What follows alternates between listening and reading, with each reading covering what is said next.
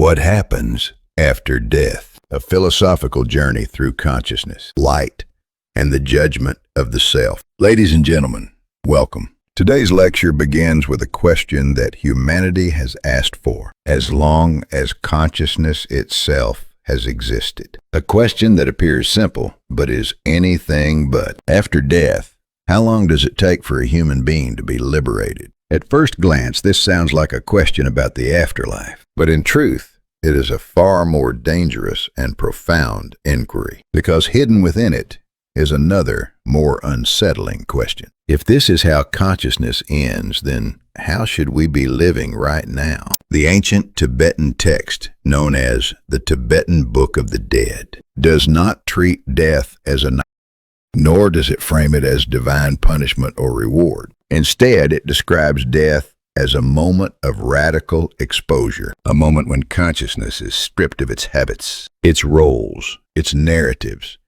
and is forced to confront its own essence. In this tradition, the moment of death is described as the time when consciousness reveals its most original nature. The psychological armor we have spent a lifetime constructing, our identities, our defenses, our resentments, our desires, begins to fall away. And what remains is something terrifyingly simple: awareness itself. The text calls this encounter the clear light, not a metaphorical light, but a state of consciousness so pure, so unfiltered, that it contains no separation between observer and observed. This is what the tradition describes as our original position, what we were before fear taught us who we were supposed to be. And yet, according to the text, almost no one recognizes it. Why?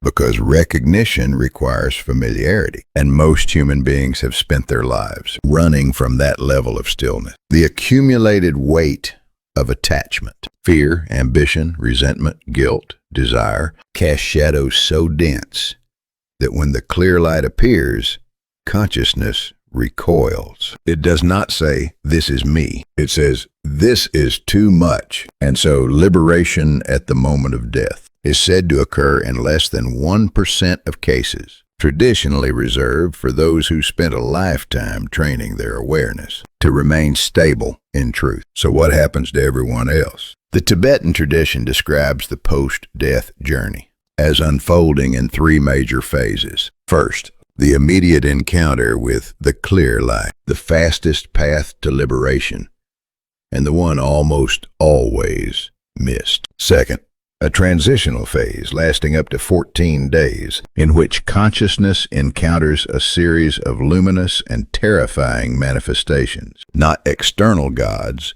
but symbolic expressions of its own mental patterns. This is considered the period of highest potential awakening. And third, if awareness fails to recognize itself even then, it drifts toward what the text calls the gate of rebirth, not as punishment, but as momentum. In this framework, death is not the end of consciousness. It is the moment when the contents of the mind become visible. So let me ask you, is death really an ending, or is it the final mirror? The Tibetan Book of the Dead makes a radical claim. Even after the breath stops, even after the heart no longer beats, awareness remains awake. And each day it encounters different forms of light, each one an invitation to recognize itself. Tonight, in this lecture, we step into what the tradition calls the fourth night, the night known as the judgment of light and shadow. At this stage, the deceased no longer perceives reality through physical eyes. They see through what we might call the eye of the mind, and every figure they encounter, every god,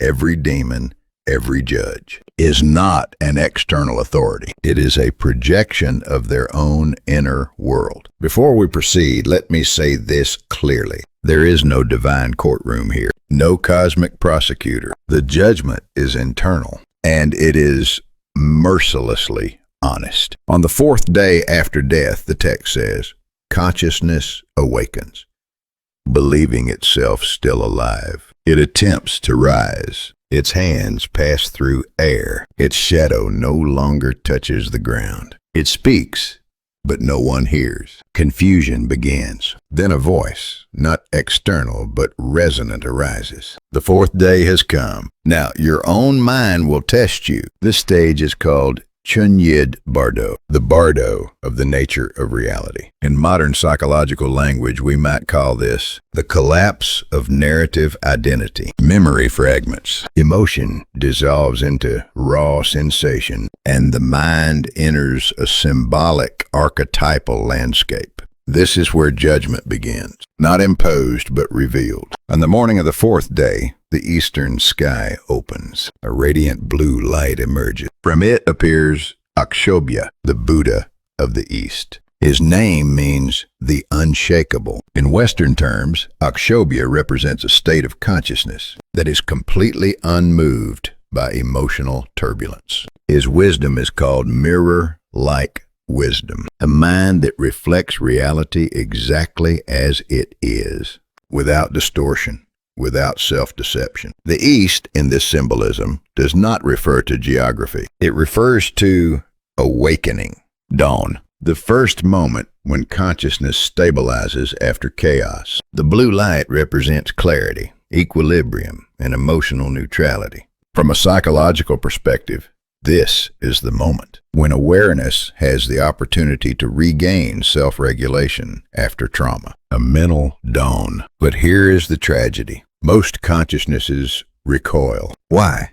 Because perfect clarity feels like judgment to a mind accustomed to hiding. The light is not punishing, but it is honest, and honesty terrifies those who have lived by avoidance. So the mind withdraws, and as it withdraws, the blue light fades. In its place, darker forms arise. Wrathful figures, protective deities, demons. But the text insists. They are not enemies. They are fear given shape, anger given a face. Then come the ancestors, loved ones, familiar faces calling gently. The deceased rushes forward, only to find them dissolve like smoke. A voice speaks. These forms are not real. They are born from longing. And here, the most unsettling realization dawns. In this realm, emotion creates reality. Love manifests form. Attachment creates worlds. Fear solidifies into experience. By the afternoon of the fourth day, another light appears, a golden radiance. From the south emerges Ratnasambhava, the Buddha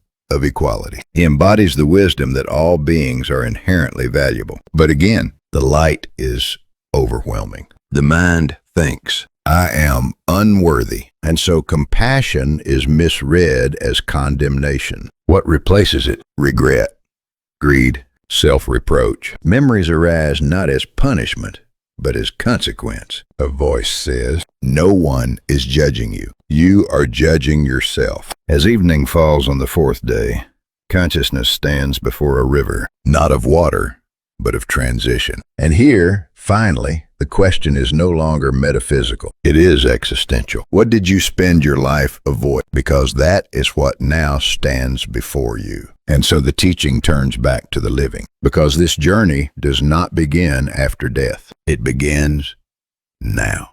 The fourth night is not waiting for you in the afterlife. It is already inside your mind. If you would like to continue this journey, exploring consciousness, death, and the truths we avoid in daily life, I invite you to subscribe. Your attention is not a click. It is a light, and it illuminates the path ahead. Now, let us step fully into the fourth night, the judgment of light and shadow. Why no one can cross it for you. Ladies and gentlemen, what the dead now face is something that many cultures have tried to describe, yet few have truly understood. In East Asian traditions, it is sometimes called the River of Three Crossings. In Tibetan teachings, however, it bears a more revealing name.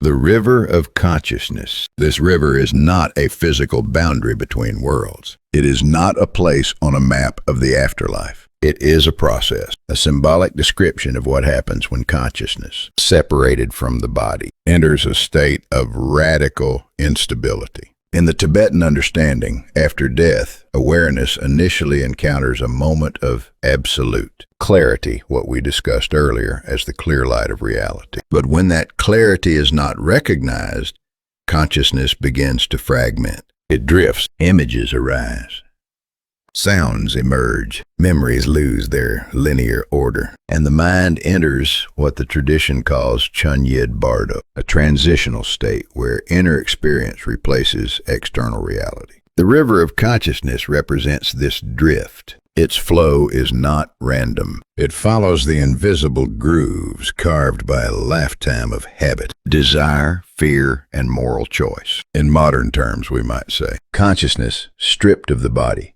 moves along the momentum of character. The river can carry awareness toward liberation or back into repetition. And here the text makes something very clear. What matters most is not belief, but mental regulation. Several Tibetan masters have emphasized that the Tibetan Book of the Dead is not a geography of the afterlife. It is a manual for navigating subjective experience. It describes not an objective other world, but the mind encountering itself without distraction. The deceased perceives the river as light in motion. Within it float countless fragments, pieces of identity, unresolved emotions, half-forgotten intentions.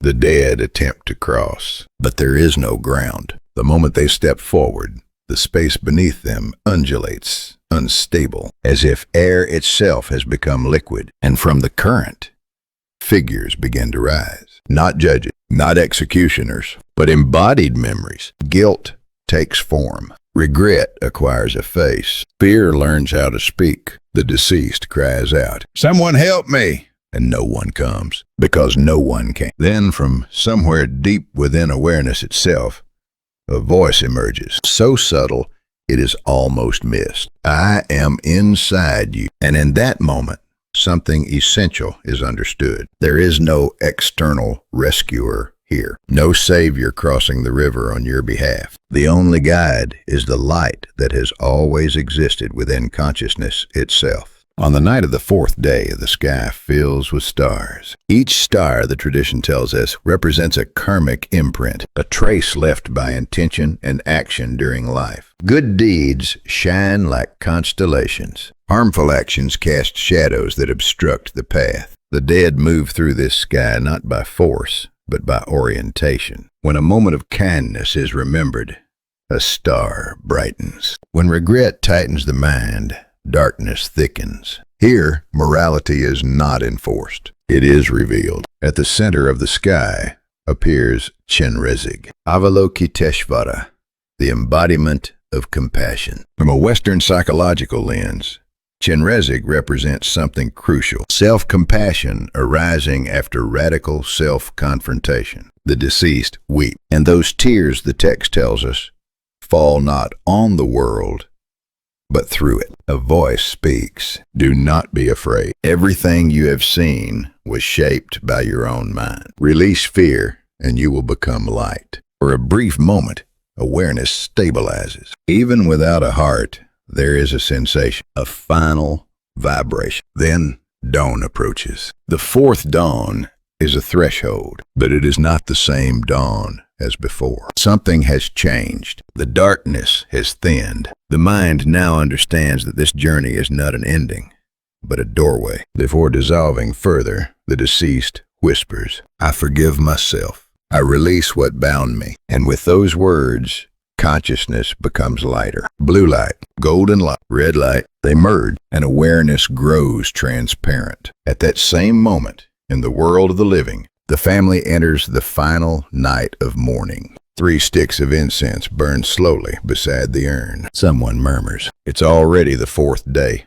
A breeze enters the room. The candle flickers. For an instant, the scent changes. Someone's eyes fill with tears. And elsewhere, the deceased smile. "There are still hearts that remember me, but now I am ready to go." On the 4th day, memory of the body fades. What remains is the nature of mind itself. This is the most solitary moment of the journey. No teacher can intervene. No God can interfere. No loved one can accompany you. They exist only as internal images. The Tibetan Book of the Dead describes this moment with unsettling clarity. When the mind is colored by fear, hell appears. When the mind is calm, the Buddha appears. The journey after death is not divine judgment. It is self-revelation. Light and shadow, love and fear, virtue and regret, all reflected in a single mirror. Tonight, we have followed the 4th day of this journey, and the teaching it offers the living is uncompromising. Death does not judge you. Your mind does. Death is not an ending. It is a mirror. If this reflection has softened something within you, if it has eased fear